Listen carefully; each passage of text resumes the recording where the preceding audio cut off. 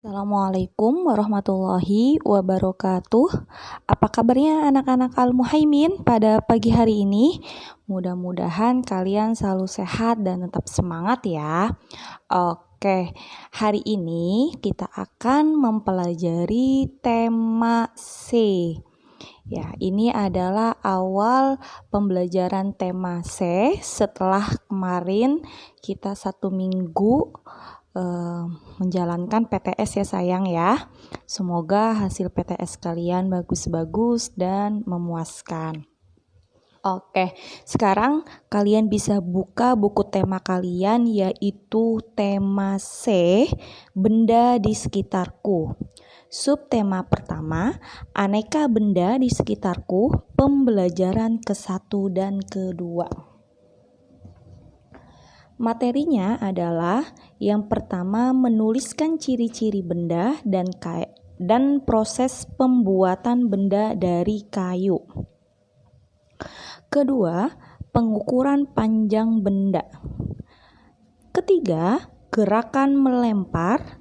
Dan keempat, pengamalan bermusyawarah. Ciri-ciri benda itu ada 3. Yang pertama bentuk, yang kedua adalah warna, dan yang ketiga adalah ukuran. Nah, bentuk itu dari ciri-ciri benda yang pertama adalah bentuk. Bentuk itu ada beberapa bagian. Bentuk itu bisa bulat, persegi, segitiga, lingkaran, dan tabung. Sedangkan ciri-ciri benda yang kedua berdasarkan warna, contohnya itu ada merah, kuning, hijau, dan lain sebagainya. Warna yang dapat kita lihat ya sayang ya. Nah, itu ciri-ciri benda berdasarkan warna. Ciri-ciri benda yang ketiga yaitu adalah ukuran. Di antaranya adalah kalau ukuran pasti ada besar dan ada yang kecil. Oke. Sampai di sini mudah-mudahan kalian mengerti ya dari ciri-ciri benda. Ada 3. Yang pertama bentuk, yang kedua adalah warna, dan yang ketiga adalah ukuran. Selanjutnya pengertian benda. Benda adalah segala sesuatu yang mempunyai massa dan menempati ruang. Nah, massa adalah banyaknya bahan yang menyusun benda. Jadi, benda adalah segala sesuatu yang mempunyai massa dan menempati ruang. Kalau massa itu berarti sama aja kayak isi ya. Isi di dalam benda. Oke. Selanjutnya adalah ayo mengamati di halaman ketiga. Aku membawa peralatan sekolah. Aku membawa tas sekolah yang berisi berbagai benda. Ada buku, kotak pensil, penghapus, penggaris, dan rautan pensil. Aku menggunakan peralatan sekolahku sesuai kebutuhan. Aku menulis menggunakan pensil. Aku menulis tugas-tugas sekolah di buku tugasku. Aku menghapus tulisanku yang salah dengan penghapus. Pensil yang sudah tidak runcing harus diraut menggunakan rautan pensil. Penggaris aku gunakan untuk membuat garis. Aku membuat peralatan sekolahku atau aku merawat peralatan sekolahku dengan baik. Aku juga membawa minuman dan makanan ke sekolah. Minuman aku bawa dengan menggunakan botol minuman. Bekal makanan aku bawa dengan menggunakan kotak makanan. Benda-benda yang aku bawa memiliki bentuk, warna, dan ukuran yang bermacam-macam. Nah, jadi benda-benda yang kalian bawa nih contohnya yang kalian punya untuk peralatan sekolah. Misalnya ada pensil, penghapus, penggaris, pensil case atau tempat pensil, ataupun tempat minum atau tempat makanan. Nah, itu semua termasuk benda-benda yang mempunyai bentuk, warna, dan ukuran yang bermacam-macam. Selanjutnya, di pembelajaran kedua, di halaman 8, benda-benda di kelasku ada bermacam-macam. Meja dan kursi guru terletak di depan kelas. Nah, biasanya kalau di depan kelas itu ada meja dan kursi guru. Meja dan kursi siswa diatur sesuai kebutuhan. Kadang-kadang meja dan kursi siswa diatur berkelompok. Kadang-kadang meja dan kursi siswa diatur menyerupai huruf U. Meja dan kursi terbuat dari kayu. Selain untuk membuat meja dan kursi, kayu juga digunakan untuk membuat rak dan lemari. Nah, tahukah kamu bagaimana kayu diolah sehingga menjadi meja, kursi, dan lemari? Amati gambar proses pengolahan kayu berikut. Oke. Nah, di sini kita ada bagan di halaman 8, kita lihat. Yang pertama ini ada hutan di kayu, lalu nih, kayu di hutan. Jadi di hutan itu kan biasanya banyak ditanami pohon-pohon besar. Setelah itu ada penebangan. Jadi pohon itu ditebang. Pohonnya ditebang, lalu kayunya menjadi kayu gelondong. Setelah itu menjadi penggergajian kayu. Setelah itu kayu yang digergaji dibawa oleh perajin kayu untuk dibawa atau untuk dibuat lemari, terus meja ataupun bangku. Nah, setelah dari perajin kayu itu ditaruh atau dijual di toko mebel. Nah, setelah itu baru setelah di toko mebel, kayu-kayu itu yang sudah menjadi benda lalu dibeli oleh pembeli. Nah, setelah mengamati gambar, bacalah teks berikut. Proses pengolahan kayu dimulai dari penebangan pohon di hutan. Hutan yang dapat ditebang pohonnya adalah hutan produksi. Setelah ditebang, hutan tersebut akan ditanami kembali. Oke, batang pohon yang sudah ditebang disebut kayu gelondongan. Kayu gelondongan itu lalu diangkut menuju tempat pengrajin kayu. Di tempat inilah kayu dibelah menjadi beberapa bagian. Misalnya ada kayu yang dibuat menjadi papan dan ada juga yang dibuat balok kayu dengan ukuran tertentu. Pembelahan kayu dilakukan dengan menggunakan gergaji mesin sehingga prosesnya lebih cepat. Papan dan kayu atau balok kayu hasil pengrajinan ini biasanya dijual kepada para perajin kayu.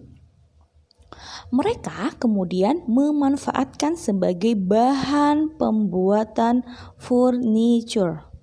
Setelah menjadi barang yang siap digunakan, pengrajin kayu dapat menjualnya langsung kepada pembeli atau toko furniture atau toko mebel yang biasa jual-jual peralatan seperti lemari atau bangku atau meja.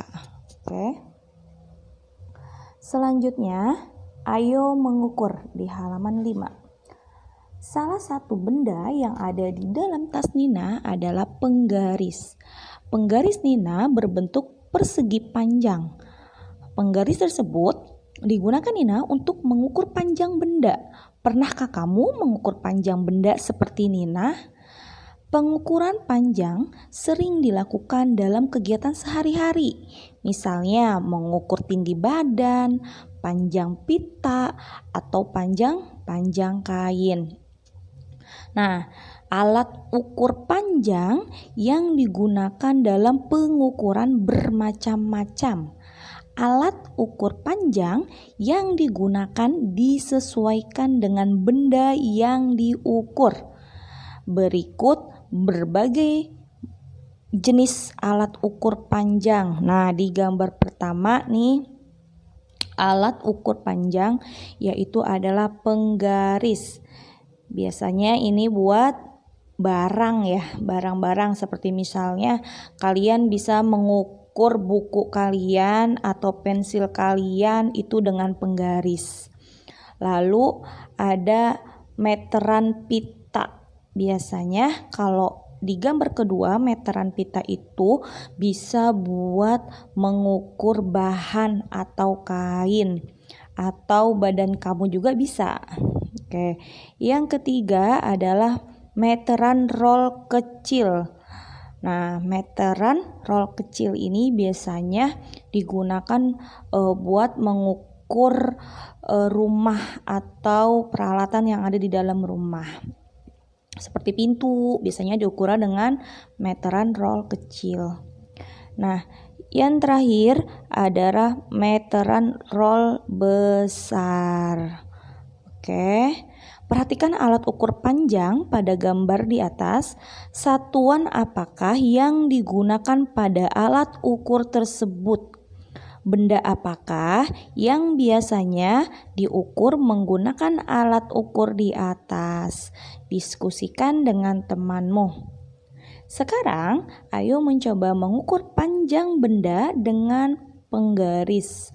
Satuan panjang pada penggaris adalah sentimeter. Nah, satuan panjang pada penggaris itu adalah sentimeter yang biasa ditulis dengan cm. Perhatikan cara mengukur panjang benda dengan penggaris berikut. Nah, di sini contohnya adalah pensil atau krayon ya. Nah, di gambar ini adalah krayon atau pensil ini panjangnya itu adalah 4 cm. Nah, caranya itu pensil itu diletakkan pangkal benda sejajar dengan angka 0. Jadi krayon itu atau pensil yang pada gambar ini kalau mau ngukurnya itu dari angka 0. Nah, kebetulan di sini ada dari 0 sampai 4 ya. Berarti panjang krayon adalah 4 cm atau biasa ditulis dengan 4 cm. Oke, nanti kalian di rumah bisa mencobanya, misalnya buku kalian. Nah, buku kalian ukur menggunakan penggaris kalian nih. Misalnya dari ujung bukunya itu di angka 0 penggarisnya ya. Nah, nanti bisa kalian lihat tuh panjang buku kalian berapa sentimeter. Oke. Selanjutnya, ayo bermain musik. Benda-benda di sekitar kita ada yang dapat menghasilkan bunyi ketika ditepuk atau digoyangkan. Benda yang dapat menghasilkan bunyi dapat dijadikan sebagai alat musik ritmis. Alat musik ritmis adalah alat musik yang tidak memiliki nada. Namun, alat musik ritmis dapat menghasilkan irama yang enak. Irama yang enak didengar jika dimainkan secara teratur. Berikut contoh alat musik ritmis beserta cara memainkannya. Yang pertama, nah yang termasuk alat musik ritmis adalah marakas. Nah, ini caranya dengan digoyangkan. Yang kedua, gambar kedua adalah tamborin. Sama caranya yaitu cara penggunaannya yaitu dengan digoyangkan seperti krecek ya. Gambar yang ketiga adalah gong. Nah, gong itu caranya adalah dipukul. Sedangkan gambar yang terakhir adalah kendang.